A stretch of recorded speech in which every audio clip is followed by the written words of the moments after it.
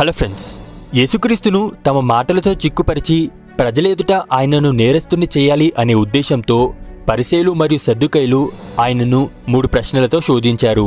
అయితే యేసుక్రీస్తుకు వారి మనసులో ఉన్న చెడుతనం తెలుసు కాబట్టి వారు మళ్ళీ మారుమాట చెప్పలేనట్లుగా ఆయన ఆ 3 ప్రశ్నలకు సమాధానం చెప్పాడు. ఆ రోజు నుండి ఎవరు కూడా ఆయనను ఒక్క ప్రశ్న కూడా అడిగేందుకు తెగించలేదు. యేసుక్రీస్తును శోధించేందుకై పరిసయ్యులు సద్దుకయ్యులు అడిగిన ఆ 3 ప్రశ్నలకు సంబంధించిన వీడియో లింక్ డిస్క్రిప్షన్లో ఉంది. ఆ తర్వాత యేసుక్రీస్తు జనసమూహాలతోనూ తన శిష్యులతోనూ మాట్లాడుతూ ఇలా అన్నాడు. శాస్త్రులు పరిసయ్యులు మోషే పీఠమందు కూర్చుండేవారు కాబట్టి వారు మీతో చెప్పే వాటినన్నిటినీ అనుసరించి గైకొనండి. అయితే వారు చేసే క్రియలను మీరు చేయకండి, ఎందుకంటే వారు చెప్తారు కానీ చెయ్యరు. మోయలేనంత భారమైన బరువులు కట్టి మనుషుల భుజముల మీద వాటిని పెడతారు, కానీ తమ వ్రేలితోనైనను వాటిని కదిలించడానికి ఇష్టపడరు. మనుషులకు కనబడాలి అనే ఉద్దేశంతో తమ పనులన్నీ చేస్తారు. తమ రక్షరేఖలు వెడల్పుగాను తమ చెంగులు పెద్దవిగాను చేయుదురు.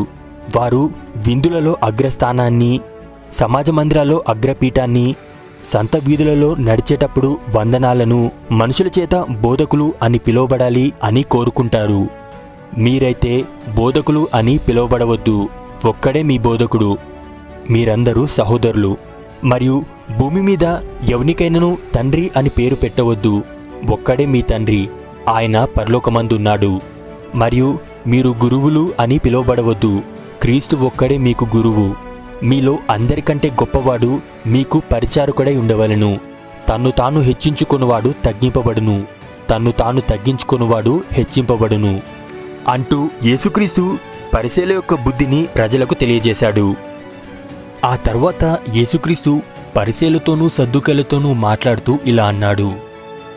అయ్యో వేషధారులైన శాస్త్రులారా పరిసయ్యులారా, మీరు మనుషుల ఎదుట పరలోక రాజ్యమును మూయుదురు, మీరందులో ప్రవేశింపరు, ప్రవేశించు వారిని ప్రవేశింపనీయరు. అయ్యో వేషధారులైన శాస్త్రులారా పరిసయ్యులారా, ఒకని మీ మతంలో కలుపుకొంటకు మీరు సముద్రమును భూమిని చుట్టి వచ్చెదరు.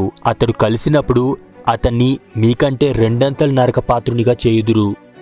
యేసుక్రీస్తు తన శిష్యులు ఈ విధంగా ఉండకూడదు అంటూ ఈ శాస్త్రులు మరియు పరిసయ్యుల జీవితాన్ని వారికి హెచ్చరికగా చూపించాడు. ఇదే ఇవాల్టి మన వీడియో. ఆ తర్వాత యేసుక్రీస్తు తెలియజేసిన ఇంకనూ అనేకమైన విషయాల గురించి నెక్స్ట్ వీడియోలో తెలుసుకుందాం. Thanks for watching.